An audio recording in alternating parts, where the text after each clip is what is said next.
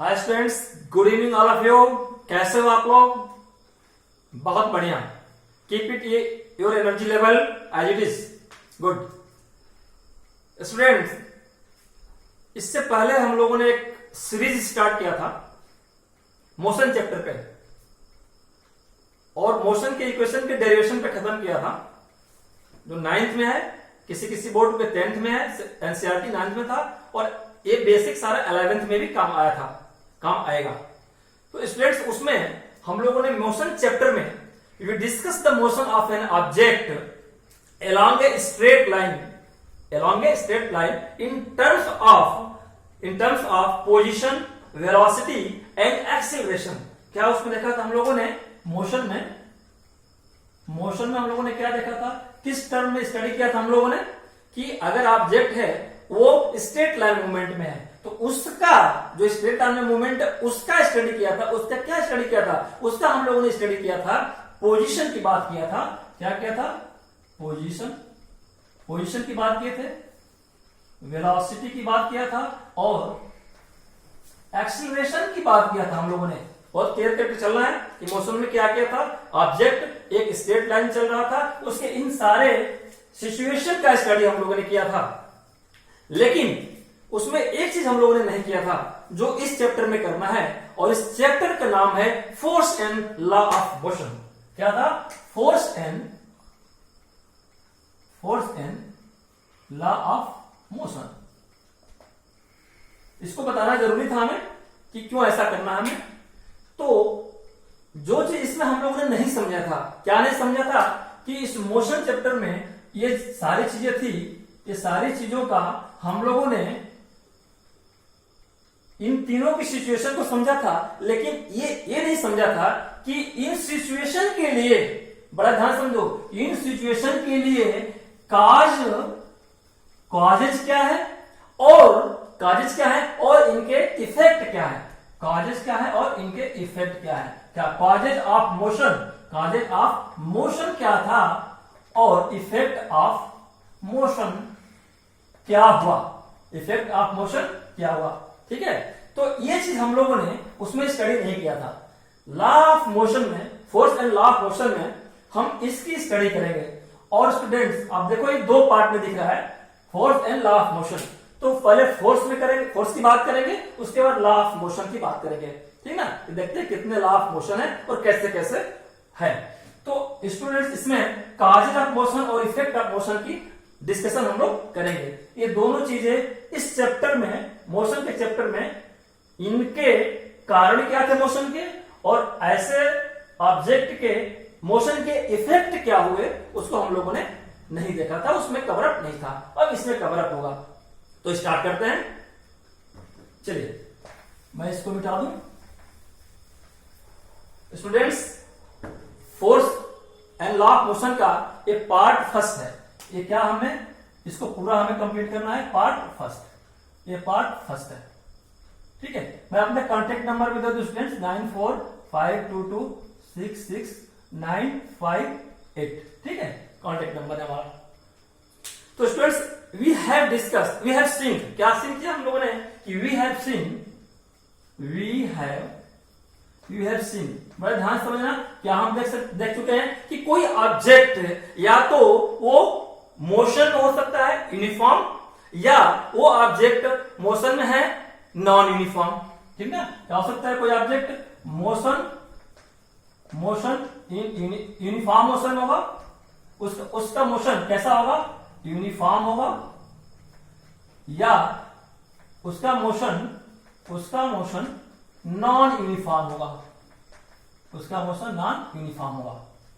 ये दो चीज को देखा था हमने, और दो सिचुएशन होती है, चाहे वो यूनिफॉर्म होगा चाहे नॉन यूनिफॉर्म होगा। ठीक है, या अनयूनिफॉर्म कर सकते, कोई प्रॉब्लम नहीं है। इन बोथ कुड नॉट डिस्कस, इन दोनों के हम डिस्कस नहीं किए थे, कॉज ऑफ मोशन का और उसका इफेक्ट का। ठीक है, तो इन दोनों का अब हम डिस्कशन करने चलते हैं कि क्या इसके कॉजेज है। अगर कोई ऑब्जेक्ट मोशन में है तो उसके कॉजेज क्या है, क्यों मोशन में है। अगर कोई ऑब्जेक्ट मोशन में नहीं है तो उसके कॉजेज क्या है। अगर कोई ऑब्जेक्ट मोशन में तो है लेकिन यूनिफॉर्म मोशन में नहीं है तो उसके कॉजेज क्या है, इसका डिस्कशन करने चलते हैं बहुत ही इजी तरीके से। ठीक है, तो स्टूडेंट्स, क्या कि किसी ऑब्जेक्ट की स्पीड, सोचो क्या किसी ऑब्जेक्ट की स्पीड समय के साथ क्यों चेंज होती है? सोचा आपने कि किसी ऑब्जेक्ट की स्पीड समय के साथ क्यों चेंज होती है? क्या सारे के सारे मोशन के पीछे कोई काजेज होता है या काजेज नहीं होता है? अगर सभी मोशन के पीछे कोई काजेज है तो वो देखेंगे।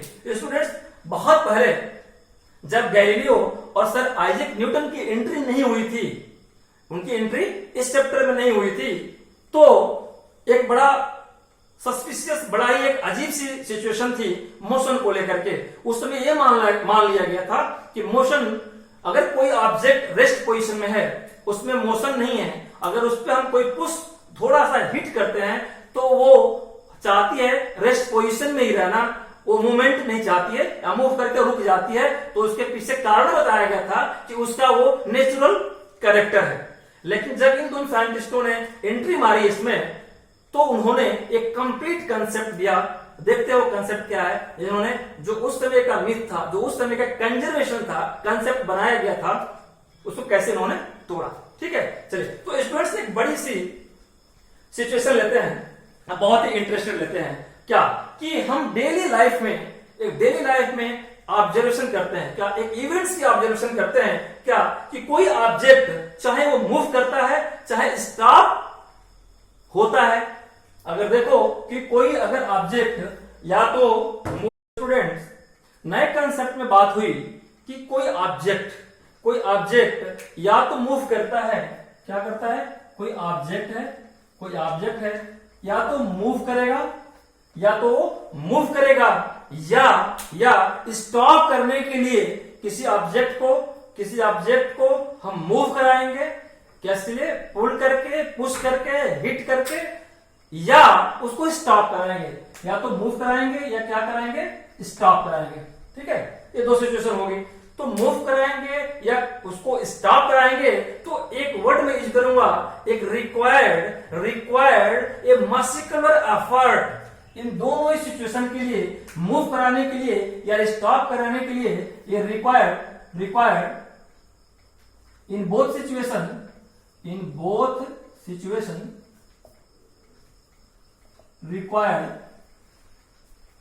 required and effort.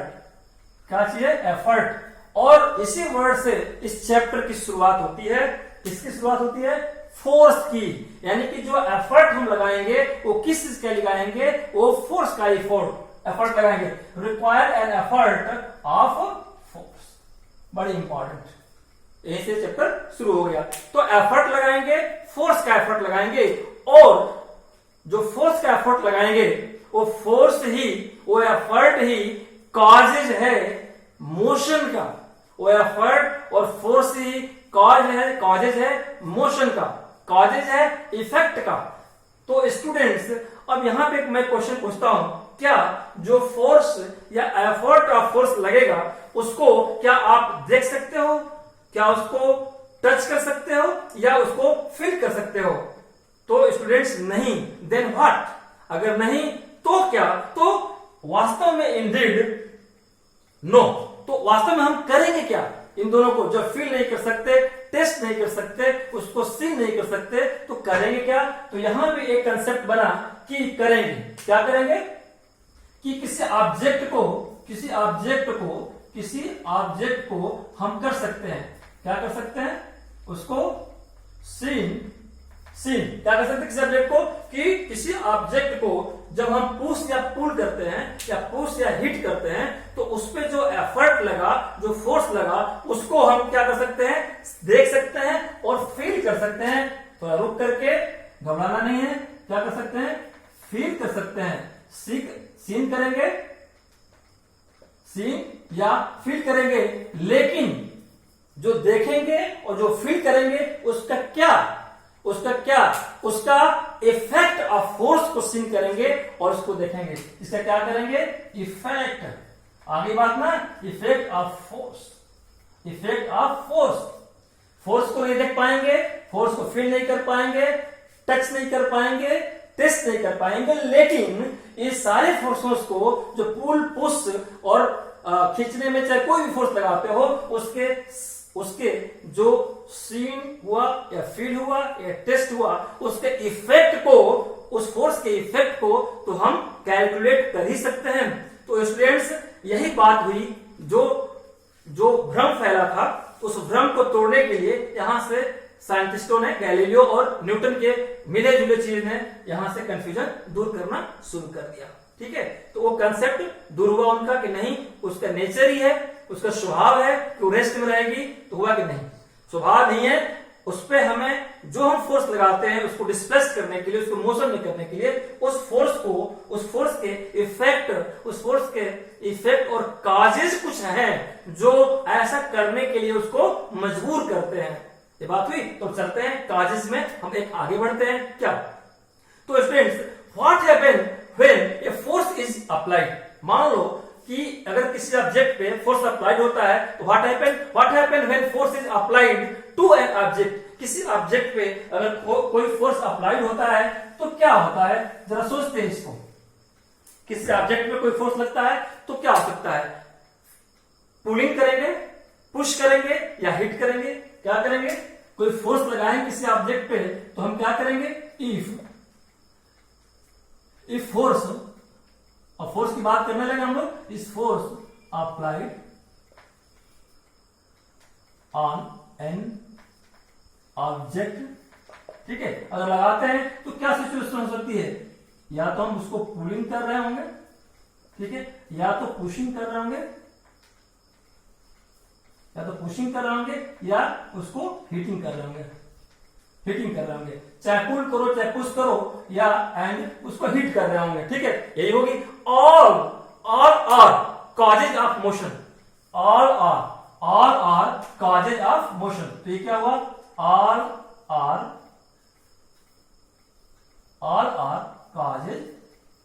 Causes of a motion. ये सभी मोशन के कॉजेज हैं। देखो अब हम लोग आ रहे हैं ना कि मोशन के कॉजेज स्टडी करना है, मोशन के इफेक्ट, ऑब्जेक्ट के मोशन के कॉजेज और इफेक्ट स्टडी कर रहे हैं, उसको धीरे धीरे हम लोग आ रहे हैं। तो ये जो all are causes of motion है, तो ये बिकॉज ये जो मोशन के कॉजेज हैं ये क्यों है, बिकॉज अगर मैं यहां पे देखूं तो बिकॉज मैं कहूं, बिकॉज ए फोर्स, बिकॉज ये सारे क्यों हुए हैं ऐसा, बिकॉज ए फोर्स इन सारे के कॉजेज क्या है, फोर्स। बात समझ आ रही, फोर्स क्या है, अब डिफाइन करेंगे नहीं, अब चलते रहो। फोर्स अपने आप खुद ही बोलने लगोगे कि ये डिफिनेशन है, मुझे बताने की जरूरत नहीं पड़ेगी। तो ऐसा इसको और क्लाइमेक्स पे ले चलते हैं। ठीक है, चलो। तो जब ये बात हो गई यहाँ पे कि बिकॉज ये फोर्स बात हो गई, तो अब देखते हैं कि फोर्स कितने तरह के होंगे। क्या हो गया कि फोर्स कितने तरह के होंगे। तो before touching the topic force की कैटेगरी को, उससे पहले थोड़ी सी समझ लेते हैं। क्या, तो जो ये फोर्स है, ये फोर्स एबल है। क्या है ये जो फोर्स है, जब हम बात कर ही दिए फोर्स की, तो जरा देखते हैं कि फोर्स क्या है। Force is able to change, force क्या हो गया, is able to change state of an object. यही फोर्स है। ये फोर्स में इतनी एबिलिटी है कि ऑब्जेक्ट को डिस्प्लेस कर देगा। अगर डिस्प्लेस नहीं किया तो क्या फोर्स नहीं है, उसको भी देखेंगे, कहीं ना कहीं इस मैटर को हम टकराएंगे। ठीक ना, एफर्ट की बात हो रही है, एक दीवार को आप धक्का दे रहे हो लेकिन डिस्प्लेसमेंट नहीं है, लेकिन वर्ड मैंने क्या किया, एफर्ट ऑफ फोर्स। एफर्ट तो किया तो फोर्स है, एफर्ट तो किया फोर्स है। चलिए, वर्क है। तो स्टूडेंट्स आते हैं, तो ये मैंने कहा कि is able to change state of an object. और दूसरा इससे क्या देखा आपने कि फोर्स एक डायरेक्शन में है। अगर किसी चीज को पुश करते हो या पुल करते हो, पुश करते हो या पुल करते हो, तो पुल किया तो किसी डायरेक्शन में किया, पुश किया तो किसी डायरेक्शन में किया। अगर हिट किया, किसी बॉल को आपने अपने पैर से हिट किया तो किसी डायरेक्शन में हिट किया कि हमें किधर पेनाल्टी कॉर्नर मारने हैं, हमें किस प्लेयर को इसको पास करने, इस बॉल को, ठीक है ना, गोल करने के लिए। तो इसके लिए is able to change state. और एक ये डायरेक्शन में बात क्या हुई कि एक इसका ये डायरेक्शन है, तो इसका मतलब ये हुआ कि ये कौन सा है, एक वेक्टर क्वांटिटी की बात हो गई। ये वेक्टर क्वांटिटी की बात होगी। स्टूडेंट्स, ये सारे क्वेश्चन हैं, किसी न किसी कंपटीशन में सारे लाइन बाय लाइन क्वेश्चन है। इसको ऐसे मत समझो, ये क्वेश्चन है, बहुत ध्यान समझो। जरूरी नहीं है कि मैं लिख करके दूं, जितना लिख रहा हूं ये सारे के सारे क्वेश्चन है, सारे सारे ऑब्जेक्टिव क्वेश्चन है, आपके बोर्ड में भी आते हैं और कॉम्पिटिटिव एग्जामिनेशन में भी आते हैं। तो स्टूडेंट्स, जब ये वेक्टर क्वांटिटी है तो हम क्यों ना बात करें, जब फोर्स की बात करिए तो फोर्स की यूनिट क्या है, तो फोर्स की एसआई यूनिट होती है, एक सीजीएस यूनिट होती है। तो एसआई यूनिट फोर्स की होगी, वो क्या होगी, न्यूटन। तो इसकी एसआई यूनिट क्या है, एसआई यूनिट क्या हुई, न्यूटन। क्यों, न्यूटन साहब ने ही इसको आगे बढ़ाया, डेवलप किया, कंफ्यूजन दूर किया। यह है न्यूटन, एन से डिनोट करते हैं। तो फोर्स की यूनिट जैसे आप स्पीड की हो गई मीटर पर सेकंड, किलोमीटर पर, और उसी तरह से अगर एसआई यूनिट इसको देखेंगे, फोर्स को लिखेंगे, जब रिजल्ट आएगा क्वेश्चन करके सॉल्व करोगे तो न्यूटन लिखना ना भूलिएगा, मार्क्स कट जाएंगे फिजिक्स में। अगर यूनिट आपने लूज कर दिया तो नंबर भी लूज कर दिया। तीसरी चीज, सीजीएस में क्या होता है, सीजीएस में डाइन, DYN, डाइन, डाइन में जादू टोना वाली डाइन है, डाइन, डाइन नहीं, डाइन, ठीक है, समझते रहना, ठीक है। तो एक चीज होती है कि इनके एसआई यूनिट न्यूटन होती है और सीजीएस में इनकी बात डाइन होती है, ठीक है। तो कंक्लूजन क्या निकला स्टूडेंट्स, ये सारे चीज हम लोगों ने अभी तक गपशप किया, कंक्लूजन क्या निकला, तो कंक्लूजन बड़ा ही सिंपल निकला कि force create motion when balance force exist. बड़ी बात आ गई भाई कि कंक्लूजन में क्या निकला कि फोर्स, कंक्लूजन देखते हैं जरा इसका, बस एक कंक्लूजन देखते हैं। अब धीरे धीरे धीरे धीरे थोड़ा बढ़ते हैं चैप्टर की तरफ। तो कंक्लूजन में निकला कि force create motion when unbalance force exist. Force create motion, force motion में, फोर्स एक मोशन क्रिएट करता है, क्या, force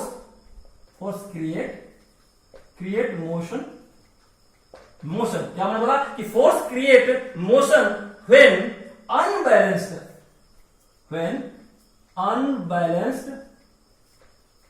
unbalanced force exist, unbalance force exist. अब चर्चा करेंगे, अब धीरे धीरे पहुंच रहे हैं चैप्टर पे।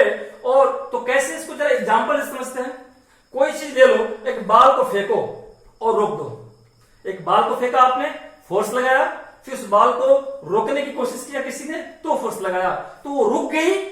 क्यों रुक गई, अगर वो फोर्स से फेंका जा रही है कहीं तो क्यों जा रही है, वो कौन सा फोर्स है, अभी कैलकुलेट करके बताते हैं 1 मिनट के बाद। और तो एक कंक्लूजन निकला कि एक फोर्स जो है ये डायरेक्शन में जाता है। क्या उसकी बात निकली कि एक इसमें डायरेक्शन होता है। तभी तो मैंने कहा कि ये वेक्टर क्वांटिटी है, तभी तो मैंने कहा कि ये वेक्टर क्वांटिटी डायरेक्शन होता है। एक डायरेक्शन क्या होती है, चेंज होती है, ठीक है। साइकिल चला रहे हो, चलाते चलाते रुक गई, फिर पेडल मारा, फिर मोशन में आ गई। बेस्ट एग्जांपल, ठीक है। चलिए, और मान लो कि एक आदमी है, एक आदमी, बड़े एग्जांपल समझिए ध्यान से, कि एक आदमी है और हाथ में सूटकेस को लिया है, ब्रीफकेस जिसको बोलते हो। तो उस सूटकेस को पकड़ा है, जब तक होल्ड किया तब तक तो होल्ड किया है, तो क्या ऊपर लगा उसको होल्ड किया, तो क्या लगा उसको पुल किया, ठीक है। और जैसे इसको छोड़ दिया तो कौन सा ऐसा फोर्स लगा कि वो नीचे आ गई ब्रीफकेस, और जब पकड़ा था तो कौन सा ऐसा फोर्स था जो बैलेंस किए हुए था। तो स्टूडेंट्स, यहां पे बात आ गई कि फोर्स दो तरह के होते हैं, बैलेंस्ड और अनबैलेंस्ड। चलिए, तो हम बात करते हैं कि अब फोर्स के कितने कैटेगरी होते हैं। तो जनरली आपके सिलेबस से मतलब है फोर्स कई तरह के होते हैं, लेकिन हमें मतलब है आपके सिलेबस पे, 9th के सिलेबस पे, किसी बोर्ड में 10th के सिलेबस में, या basic as a whole 11th तक क्या है, दो तरह के, बैलेंस और अनबैलेंस। तो हमारे फोर्स हुए, फोर्स दो तरह से हुए, एक तो बैलेंस फोर्स हो गए, एक अनबैलेंस। क्या हुआ, एक बैलेंस फोर्स हो गया और दूसरा अनबैलेंस फोर्स हो गया, ठीक है। बैलेंस फोर्स को जरा मैथमेटिकली समझते हैं, ठीक है। बैलेंस फोर्स को जरा मैथमेटिकली समझते हैं। स्टूडेंट्स, एक चीज यहां पे मैं आपको डिस्कस कर दूं कि अगर कोई काम करते हैं तो जो काम में रिजल्ट आता है, जो एफर्ट किया, एफर्ट का इफेक्ट आया, काज नहीं, अब तो इफेक्ट की बात करें, काज पढ़ चुके कि जो वर्क का इफेक्ट आया उस इफेक्ट को अगर मैथमेटिकली करेंगे तो इसका मतलब हुआ कि कोई काम किए वो रिजल्ट में बदला और उसका इफेक्ट अगर हम कैलकुलेट कर लिए तो कहेंगे कि नेट फोर्स इस पे काम किया, नेट फोर्स ने रिजल्ट दे दिया, नेट फोर्स ने हमारा वर्क डन कर दिया। इसका मतलब कि नेट फोर्स, इसका मतलब ये हुआ कि net force can not be equal to zero. इसका मतलब क्या हुआ कि net force can not be equal to zero. Then इसका मतलब क्या हुआ कि देन मोशन एग्जिस्ट। अगर नेट फोर्स जीरो नहीं है, अगर जीरो नहीं है मीन्स या कहेंगे then motion exist, then motion exist. अगर फोर्स जीरो नहीं है नेट फोर्स तो हमने अपना काम कर दिया किसी चीज पे। अगर ये मार्कर है, इस मार्कर पे जोर लगाया, जगह से नहीं हिला, इसका मतलब नेट फोर्स जीरो है। लेकिन हम पढ़ रहे हैं काज एंड इफेक्ट, किसका? मोशन का, यानी मोशन के, यानी फोर्स लगाया तो इसमें मोशन हुआ। तो मोशन क्यों हुआ कि जो मैंने फोर्स लगाया तो उसका जो अपोजिट फोर्स है उससे मेरा फोर्स ज्यादा रहा।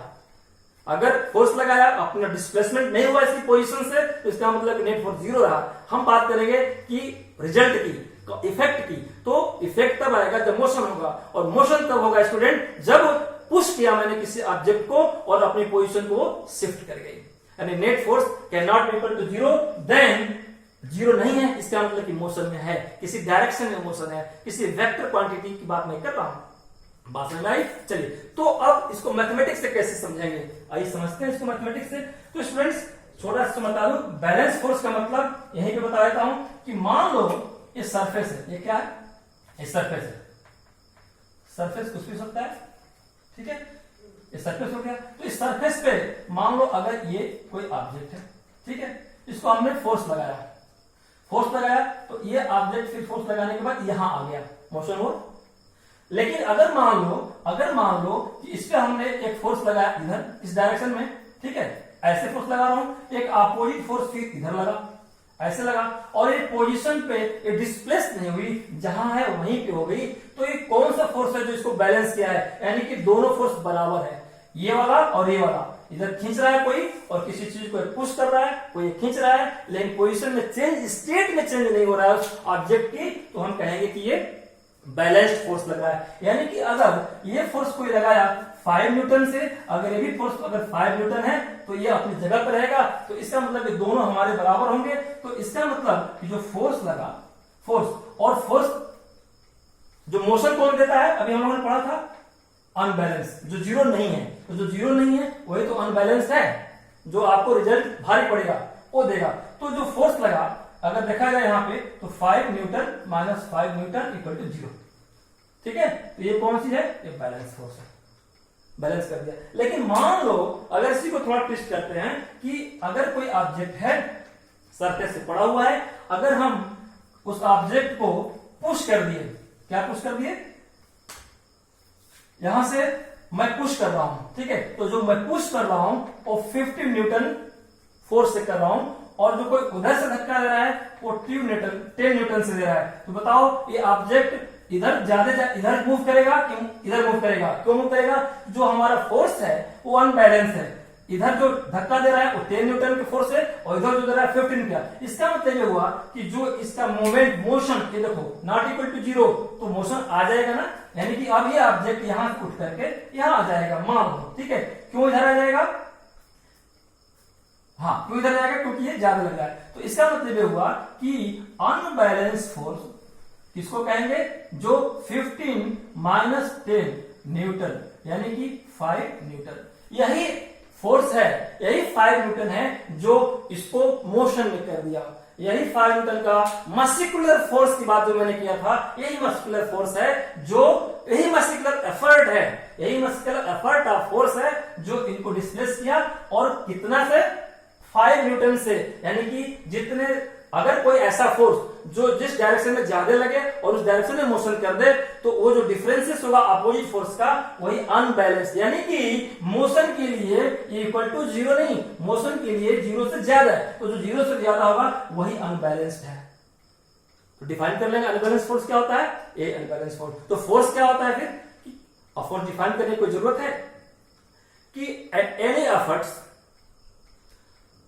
any efforts applied on an object and object changes its state is called force। और अनबैलेंस फोर्स क्या है और बैलेंस फोर्स क्या है ये हम लोगों ने देख लिया। इसका मतलब जरा एक और ध्यान से देखो, एक चीज यहां पर और डिस्कस कर लें।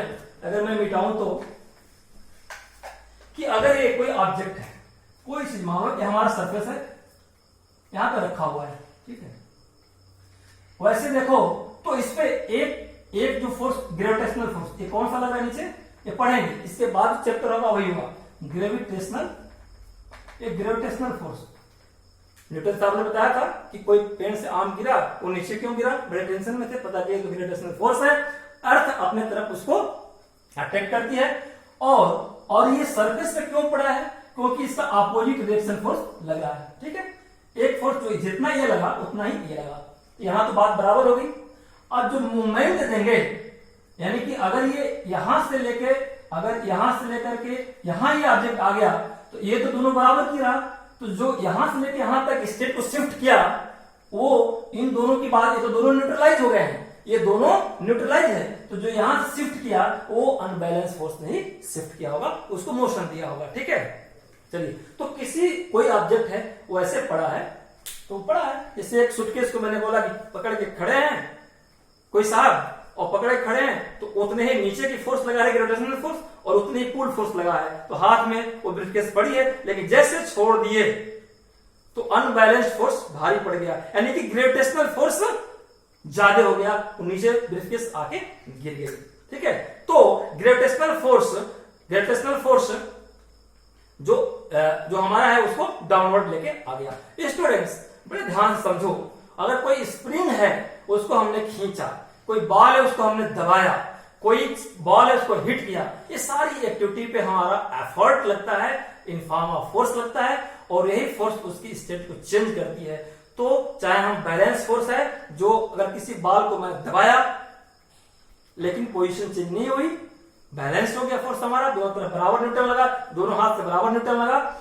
लेकिन अगर जैसे ही एक हाथ से कम प्रेशर दूसरे से ज्यादा लगा तो हाथ आपका इधर आ जाएगा और डिस्प्लेस हो जाएगी, अनबैलेंस फोर्स। बात है जी, कोई दिक्कत नहीं दिक्कत। स्टूडेंट्स ये था बेसिक, इसके अगले वीडियो में हम देखेंगे, इससे थोड़ा और आगे बढ़ेंगे, ठीक है, और बहुत ही इंटरेस्टेड लेके आएंगे। स्टूडेंट्स अगर ये लेक्चर अच्छा लगा होगा, कंसेप्ट समझ में आया होगा, तो मेरे चैनल को सब्सक्राइब करना ना भूलिएगा, आप बेल आइकन भी दबाइएगा नोटिफिकेशन पाने के लिए। स्टूडेंट्स आपका लाइक, आपका सब्सक्रिप्शन मेरे और हौसले को बढ़ाएगा और मैं और अच्छा परफॉर्म करूंगा। स्टूडेंट्स कमेंट लिखना भी ना भूलिएगा, हमारा नेगेटिव कमेंट लिखना है, पॉजिटिव कमेंट नहीं लिखना है, ताकि मैं और इंप्रूव कर सकूं, आपको अच्छा मैटर डिलीवर कर दूं। Thank you very much.